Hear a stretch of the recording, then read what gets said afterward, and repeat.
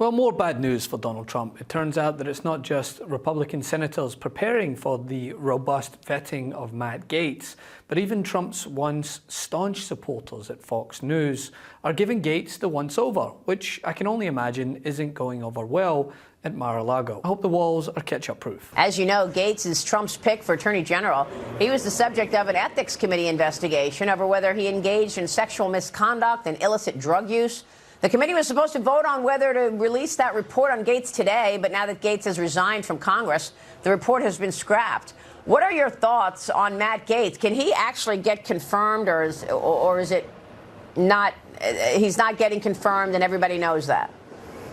Look, Matt Gaetz is a brilliant legal mind. What you just said is one of the most insanely idiotic things I have ever heard. You don't root out corruption at the Department of Justice by picking a corrupt person to lead it.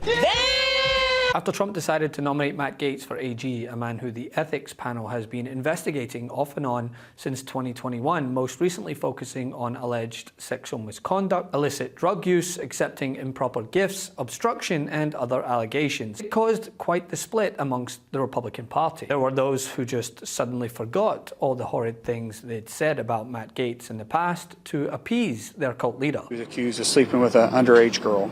And there's a reason why no one in the conference came and defended him, because we had all seen the videos he was showing on the House floor that all of us had walked away of the girls that he had slept with. He'd brag about how he would crush ED medicine and chase it with an energy drink so he could go all night. That was Senator Markwayne Mullin last year. Here was that same Senator Mullin yesterday. You know, Matt Gaetz and I, there's no question that we've had our differences. They've been very public about it. I completely trust President Trump's decision-making on this one, but at the same time, he's got to come to Congress and sell himself. There's a lot of, or to the Senate and sell himself. There's a lot of questions that are going to be out there. He's got to answer those questions, and hopefully he's able to answer the questions right, and if he can, then we'll go through the confirmation process. Then there were those like John Cornyn, who boldly stated he absolutely wants the Ethics Committee to release their report. On the issue of vetting, though, how critical is it then to have access to what the House Ethics Committee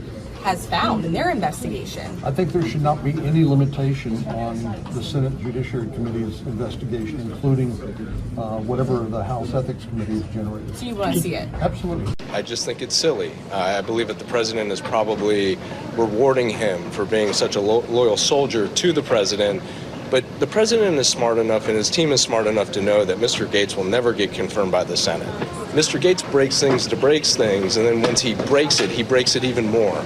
And that is somebody who should not be the Attorney General of the United States. I can tell you, I'm not the only one out of 222 that we'll end up with that is happy that he is leaving this conference. But as we know, the results of that probe may not become public because Gaetz resigned from the House at noon on Thursday. The Ethics Committee has jurisdiction only over sitting House members. But it appears over at the Murdoch Manipulation Network, Rupert himself isn't too fond of this pick and is pulling at the puppet strings to ensure his hosts grill Republicans who appear on the network over their views regarding Gaetz' ongoing controversies. I got to tell you, I just got off the phone with a senior Trump advisor. He tells me Trump is going to bring in somebody to burn down the DOJ from the inside, and Matt is going to do that. Conservatives believe that the DOJ is in chaos. The more you get to know Pete Hegseth and Tulsi Gabbard, the more you're going to like her. The more you get to know Matt Gaetz, the less you're going to like him.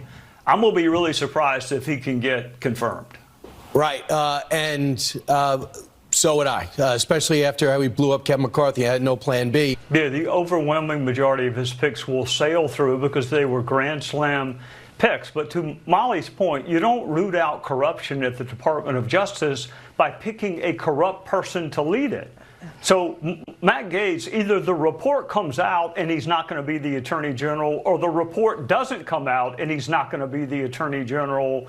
I mean, the problem, Brett, is all the good picks, John Lee Ratcliffe, Elise Stefanik, Lee Zeldin, Mike Waltz, all the good picks, nobody's talking about those right now. They're talking about this wild card pick of someone who had to get out of the House to avoid being sanctioned by the House Ethics Committee.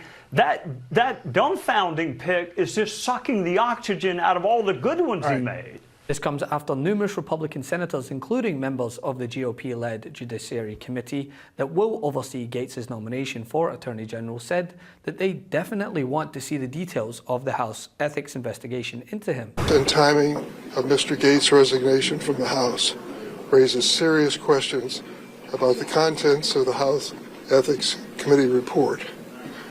We cannot allow this valuable information from a bipartisan investigation to be hidden from the American people. I am going to demand release of the Ethics Committee report, all of its findings and recommendations. And while the panel lost jurisdiction over Gaetz when he resigned, there is a precedent for releasing reports after or on the same day that a lawmaker leaves Congress. It happened in the case of former Representative Bill Boner, a Tennessee Democrat, 2 months after he resigned in 1987, and former Republican from Ohio, Buzz Lekins, on the day that he resigned in 1990. So it has happened before, right? And considering the severity of these allegations, the public deserve to know, just as they knew all about Donald Trump's sexual assault controversies and still put him in office again. Man, that's depressing when you say it out loud. And I'll give you the truth why I'm not Speaker. It's because one person, a member of Congress, wanted me to stop an ethics complaint because he slept with a 17-year-old. An ethics complaint that started before I ever became Speaker, and that's illegal, and I'm not going to get in the middle. No experience whatsoever with the Department of Justice, other than being a subject of investigation for trafficking, sex trafficking minors.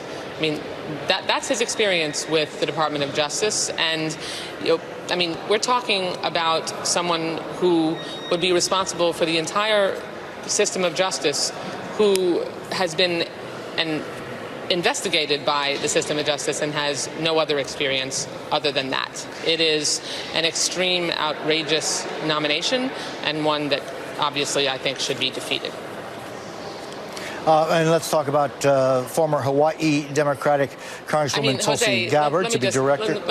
Sorry, let me just add Please. something else. I mean, because this is an extremely important appointment. I mean, you wouldn't trust Matt Gaetz. Most parents wouldn't trust Matt Gaetz with their teenager, never mind with our entire system of justice. I think it was Justice Brandeis who once said that sunlight is the best disinfectant in a democracy. Transparency is always the best course of action, particularly when it relates to high-ranking government officials.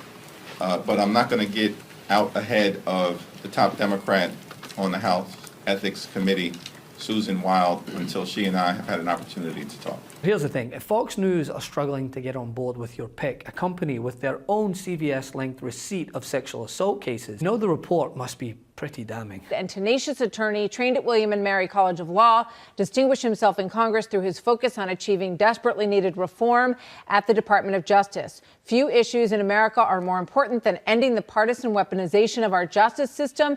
Matt will end weaponized government, protect our borders, dismantle criminal organizations, and restore Americans' badly shattered faith and confidence in the Justice Department. I can't tell you the psychiatric diagnosis. I can just tell you it's dangerous for the Republican Party. You need to put your country ahead of your own personal hatred. Man, you gotta get control of it, brother.